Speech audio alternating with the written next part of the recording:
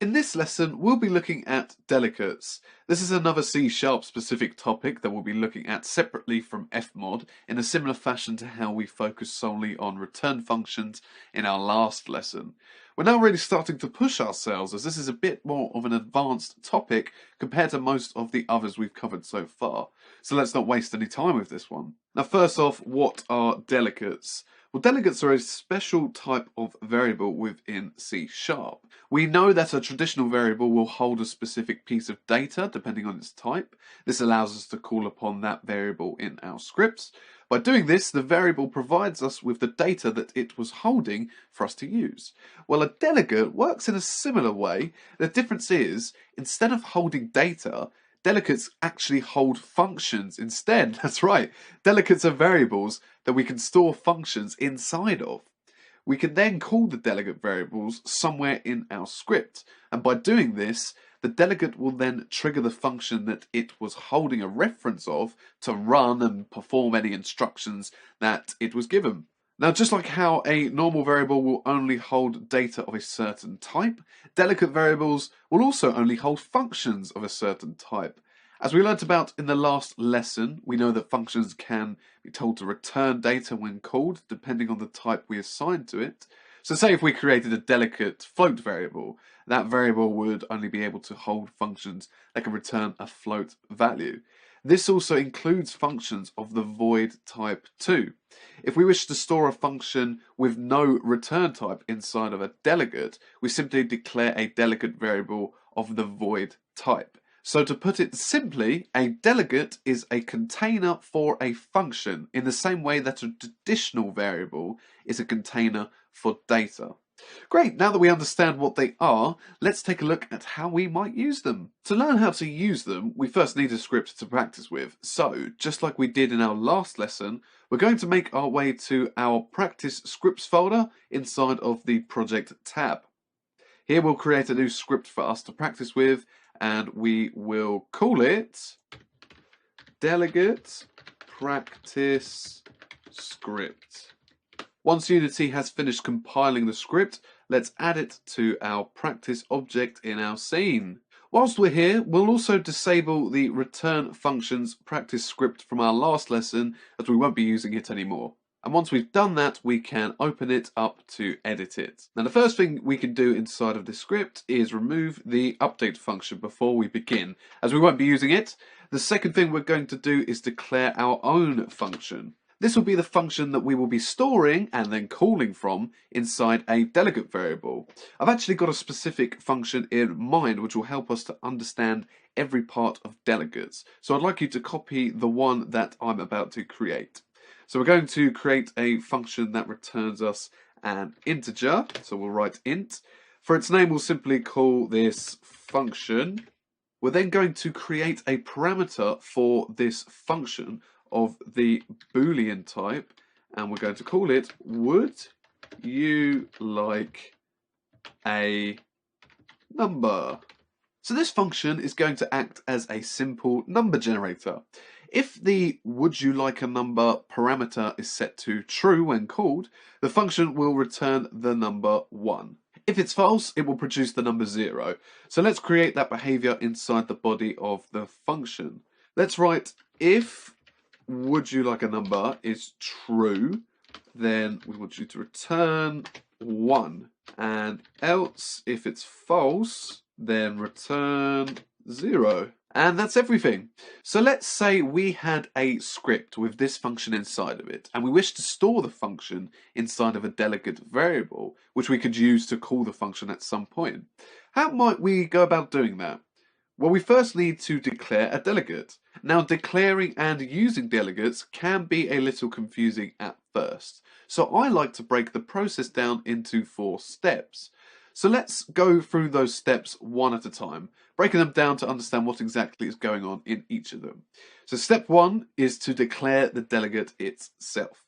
Now, there are 4 main parts that have to be written in order for you to declare one. For the first part, you simply write the keyword delegate to let Unity know that you're about to create a delegate. Then the second part requires a data type. Now, earlier we talked about how delegate variables can hold functions that return a specific data type. Well, this is where we choose that type.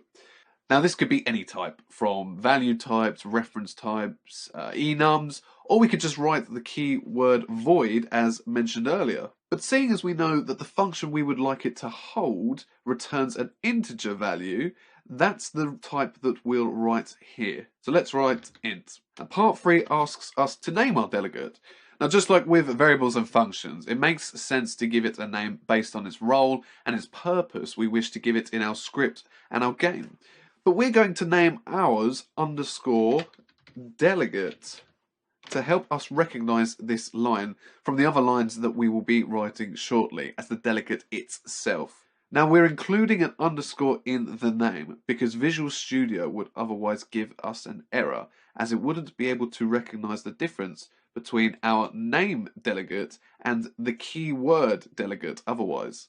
Finally, the last thing we need to include is 2 parameter brackets, as well as any parameters we may wish to declare. Now, parameter brackets have been exclusively used for functions up until this point, but just like the return type we had to declare in the second part, we need to tell our delegate what parameters the functions we wish to store must include, if any. So again, because we know our function has a single parameter of the Boolean type, we need to add a single Boolean parameter to our delegate. So let's write bool and then give it a name. Now, whilst both the amount of types of parameters in our delegate must match our function, they don't need to be given the same name. So we'll just call this parameter param for short. Great, we've now created our first delegate. Optionally, we could also give our delegate an access modifier in the same way we can with variables and functions. So if we wished to, we could make this delegate public, allowing us to access it from other scripts. For this example, however, it doesn't really matter if you include an access modifier, so it's up to you if you wish to include one. Now, before we move on, notice how the structure of a delegate resembles a function besides the keyword delegate. We have our return type, followed by a name, followed by parameter brackets. The only other difference is the fact that a delegate is followed by a semicolon at the end, as opposed to 2 curly brackets used for a function's body. This is because the delegate itself acts like a template. By declaring one, we've specified what kind of functions we wish to store later. Okay, now it's time to move on to step 2. The next thing we need to do is create our delegate variable. Now, to declare a delegate variable, we first use the name of our delegate we just used as the data type for the variable. Then from there, we just create a variable like we normally would. So underneath where we've declared our actual delegate, we are going to write the name of it again, which was underscore delegate, followed by a name for our variable.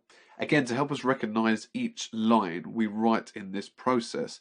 We'll call this variable what it is, which is a variable. Now, the difference between the delegate and the delegate variable can be a little confusing, so let's take some time to understand the difference. Now, as we mentioned earlier, the delegate you declare acts like a template. It tells our script the structure that the functions must follow if we wish to store them using this delegate. The delegate variable, on the other hand, is what we'll use to actually store and hold a function with. As we know, normal variables act like containers for data. They hold data of a specific type that we can later access in our script by writing the name of the variable. So if I were to write float number underneath, we would know that this variable can hold float values. Well, just like how the type of data that a variable can contain must be specified, the type of function that we wish to store in a delegate variable must be specified too. And we do that by declaring a delegate first. Then, by setting the type of our variable to that delegate, the variable now knows what type or what kind of structure a function must have for it to be able to hold it. So in essence, we're telling it to refer to our delegate to know what kind of functions to accept. In this case, our variable can only hold functions that return an integer and accept a single boolean as a parameter.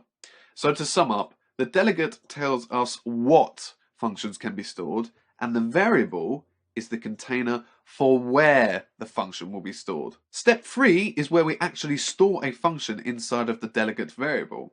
Now to do this, we'll need another function that has already been set up to run, which is why we've kept our start function available. Now to store a function inside of a delegate variable, we simply do the exact same thing we would to store data inside of a regular variable. We take our variable and we use the equals operator to store a reference to a compatible function inside of it. So let's write variable equals function and end it with a semicolon. And that is it. So now, on the very first frame that our script is run, we'll be taking our delegate variable and storing a reference to our function inside of it. Now all that's left is the final step. We have a delegate variable, which is using that delegate, and we also have a function stored inside of it. The only thing left to do now is to call our function and tell it to run via our delegate variable. Again, we'll do this inside of the start function so that it happens on the first frame of our game. So to call a delegate variable, and by extension the function it contains, we first write the name of the variable, which was variable, followed by 2 parameter brackets. Now the reason why we include parameter brackets here is for the same reason we include them when we call functions normally. Because the function that our delegate variable contains has a parameter, we need to give that parameter a value for the function to use. Now let's say I wanted to call this function normally. What would I write? Well, I would write the name of the function, which is function, followed by 2 brackets and a semicolon. Now, because the function I'm calling has a Boolean parameter, I need to give it a Boolean value, such as true. Otherwise, our script isn't going to work. Well, for our delegate variable to call the function to run for us, we need to do the exact same thing. So, inside of the parameter brackets, let's set the would you like a number parameter to true. And that is it. That's all 4 steps. Let's quickly save our script with Control S or Command S. But before we test our script in Unity, let's quickly run through our 4-step process one more time. So assuming we already have a function in mind to store inside of a delegate, step 1 involves declaring the delegate that matches the function. The delegate must be of the same type that the function returns and must also contain the same typed parameters as the function too. Step 2 is to create a variable using that delegate. The delegate will then tell our variable what kind of functions it can and cannot contain. Step 3, assign the function you wish to store to the variable you just created. And finally, step 4, call the variable along with any values that you need to store inside of the parameters of the original function. Now it's time to test our script to see if what we've written will actually call our function and tell it to run. Now we can do this by writing debug.log inside of the start function and then calling our variable from within it. So let's once again save our script and jump back into Unity. Okay, so when we play our game, the debug.log function should provide us with a number returned by our function. And as we can see, it has done. Now we can see that the number 1 has been displayed because when we called our function via the delegate variable, we set the parameter to true and thus told the function to return a 1 via our if statement we created earlier. So once you've tested your game, make your way back to your script. So there's one final point I'd like to make before we wrap up this lesson. When it comes to creating a variable of a particular delegate, like we've done in this lesson, we don't have to only create one. If we wanted to, we could create multiple variables of our delegate.